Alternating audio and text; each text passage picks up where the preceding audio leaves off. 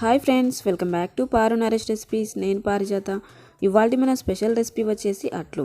Morning tiffin చేయడానికి ఎలాంటి పిండి నానబెట్టి పెట్టుకున్నప్పుడు ఇలా సింపుల్గా అట్లు చేసుకోండి, చాలా బాగుంటాయి.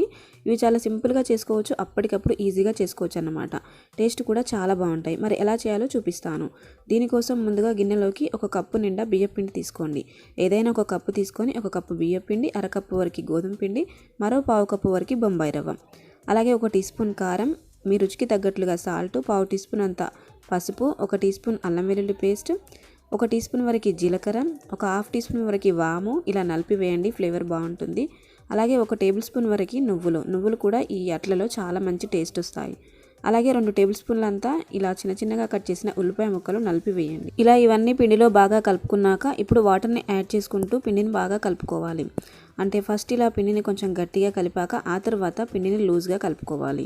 అంటే మనకి దోశ పిండి కన్సిస్టెన్సీ ఎలా ఉంటుందో ఇక్కడ చూపిస్తున్న విధంగా ఇలా లూజ్గా కలుపుకోవాలన్నమాట.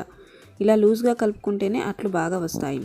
సో ఇలా ఇక్కడ చూపిస్తున్న విధంగా ఇలా గరిటె జారుడుగా లూజ్గా కలుపుకున్నాక ఇప్పుడు ఈ పిండిలో రవ్వ, గోధుమ పిండి వేసాం కాబట్టి కొంచెం ఒక 10 నిమిషాలు నానడానికి అలా పక్కన పెట్టేసేయండి. చూడండి, 10 నిమిషాల తర్వాత మరొకసారి అంతా బాగా కలిపామంటే పిండి మంచిగా సెట్ అయిపోతుంది. ఇప్పుడు స్టవ్ ఆన్ చేసి పెంక తీసుకొని, ఇక్కడ నేను రొట్టె పెంక వాడుతున్నాను, ఐరన్ది. ఇలా ఐరన్ పెంక మీద వేస్తే చాలా మంచిగా వస్తాయండి. పెంక బాగా ఒక 2 నిమిషాలు హై ఫ్లేమ్లో వేడి చేశాక ఇలా కొంచెం ఆయిల్ స్ప్రెడ్ చేసి ఒక 2 గరిటెల పిండిని తీసుకొని ఇలా అట్టులా వేయండి. మరి పల్చగా రావివి, కొంచెం మందంగానే వస్తాయి. సో ఇలా కొంచెం పిండి ఆరిపోయింది అన్నప్పుడు ఇలా కొంచెం ఆయిల్ని స్ప్రింకిల్ చేసి స్లోగా కింద నుంచి ఇలా స్లోగా తీసుకుంటూ మరో పక్కకి టర్న్ చేయండి. చూస్తున్నారా, ఇలా ఈ విధంగా స్లోగా టర్న్ చేశాక అటు ఇటు టర్న్ చేసుకుంటూ ఈవెన్గా కాల్చాలి. అంటే ఈ అట్లని ఎప్పుడైనా హై ఫ్లేమ్లోనే కాల్చాలండి.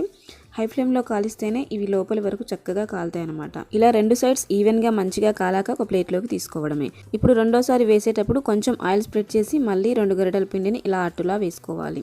ఇవి మరీ పల్చగా రావు, కానీ ఇలా కొంచెం మందంగానే ఉంటాయి. ఇలా వేసాక మంటని హై ఫ్లేమ్లోనే పెట్టి ఈ పైన పిండి కొంచెం తడంతా ఆరిపోయేంత వరకు ఆరాక కొంచెం ఆయిల్ని స్ప్రింకిల్ చేయాలి.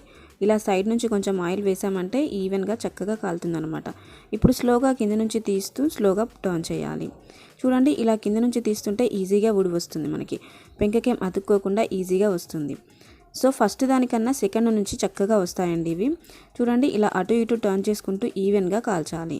ఇవి మనం పిండితో చేస్తున్నాం కాబట్టి ఇలా 2 వైపులా ఈవెన్గా కాల్చే వరకు కాల్చి తీసుకోవాలి. మామూలుగా కాల్చితే అవి పిండిగా అనిపించి టేస్ట్ అంత బాగుండవండి.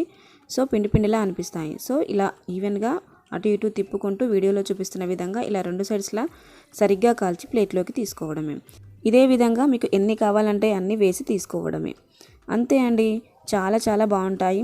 ఎప్పుడైనా ఇడ్లీ పిండి కానీ దోశ పిండి కానీ సమయానికి ఏది లేనప్పుడు ఇలా అప్పటికప్పుడు పిండి కలుపుకొని అట్లు వేసుకొని తినండి. ఈ టేస్ట్ మీకు 100% నచ్చుతుంది.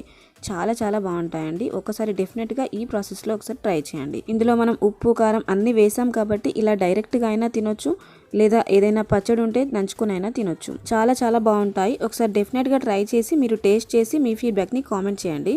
ఈ వీడియో నచ్చితే లైక్ చేసి మీ ఫ్రెండ్స్కి షేర్ చేయండి. ఇలాంటి ఈజీ అండ్ వెరైటీ రెసిపీస్ కొరకు నా ఛానల్ని సబ్స్క్రైబ్ చేసుకొని పక్కనే ఉన్న బెల్ ఐకాన్ని యాక్టివేట్ చేయండి. Thanks for watching.